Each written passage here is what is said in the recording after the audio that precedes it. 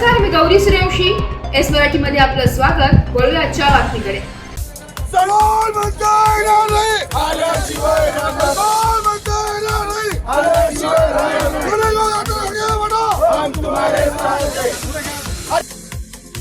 महाविकास आघाडीचे अधिकृत उमेदवार गणेश जगन्नाथ धात्रक यांचे प्रचारानिमित्त नांदगाव येथे प्रचार रॅली व सभा. विशेष म्हणजे नागरिक हे कोणतीही अपेक्षा न करता रॅलीला नागरिकांचा उत्स्फूर्त प्रतिसाद असा लाभलाय. आज दिनांक 12 नोव्हेंबर 2024 रोजी महाविकास आघाडीचे अधिकृत उमेदवार गणेश जगन्नाथ धात्रक यांच्या प्रचारानिमित्त नांदगाव येथे प्रचार रॅली व सभेचे आयोजन करण्यात आले होते. सदरच्या रॅली व सभेला नागरिकांचा जबरदस्त प्रतिसाद मिळाला.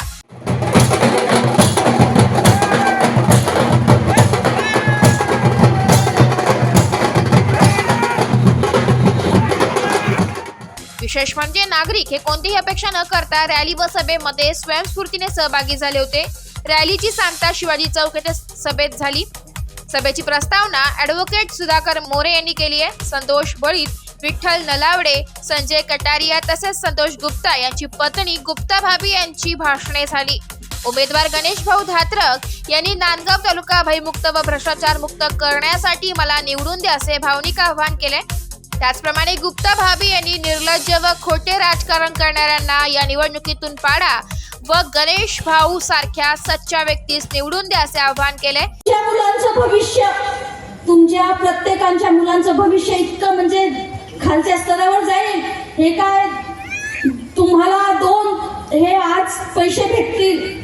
सगळ्या आमचं महिलांचं काम आहे हे की आमच्या मुलांना कोणत्या याच्यावर लावायचं आहे.